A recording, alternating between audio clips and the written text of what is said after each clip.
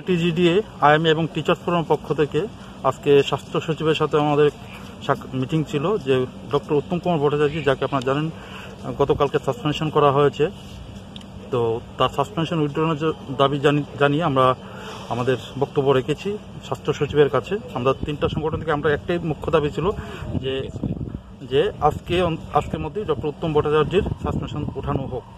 তো আমরা আমাদের সমস্ত বক্তব্য উনি শুনেছেন এবং উনি বলেছেন যে উনি সে ব্যাপারে উচ্চপদস্থ ওনার যাদের আছে তাদের সাথে কথা বলবেন, বলে আমাদের জানাবেন কালকের মধ্যে।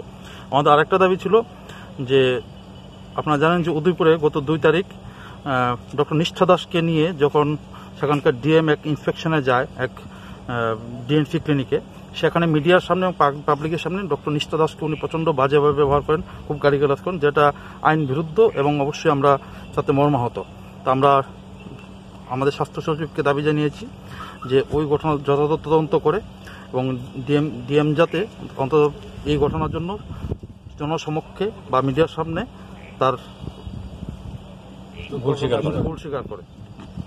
আরেকটা দাবি ছিল যে আমরা অনেকদিন যাবত জানিয়েছি যে ত্রিপুরাতে এই মুহূর্তে ডাক্তারের সংখ্যা খুব কম, যদিও গভর্নমেন্ট কন্ট্রাকচুয়াল বেসিসে 25 জন 20 জন করে নিচ্ছে, কিন্তু তাতে যারা বেকার ডাক্তার রয়েছে তারা জয়েন করতে খুব একটা উৎসাহ পাচ্ছে না।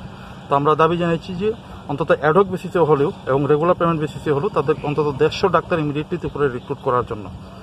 এবং আমাদের আরেকটা দাবি ছিল যে ত্রিপুরাতে এই মুহূর্তে প্রায় 4-5 জন ডাক্তার সাসপেনশনে আছে। এমনিতে ত্রিপুরাতে ডাক্তারের সংখ্যা কম, যারা সাসপেনশনে রয়েছে তারা কাজ করতে পারছে না। আমাদের অসুবিধা হচ্ছে এই সাসপেনশনগুলি দ্রুত তুলে দিয়ে তাদেরকে যাতে কাজে যোগ করার সুযোগ দেওয়া হয়। এই দাবিগুলি মেনলি ছিল। তো উনি আমাদের সমস্ত বক্তব্য শুনেছেন এবং আমাদের আশ্বাস দিয়েছেন যে উনি কথাবার্তা বলে আমাদেরকে জানাবেন কালকের মধ্যে। কয়টা দাবি ছিল আপনাদের? মেনলি মুখ্যত এই 4টে দাবি ছিল। কোন 3টে সংগঠন? একটা হলো যে ডক্টর উত্তম কুমার ভট্টাচার্যের সাসপেনশন ওঠানো।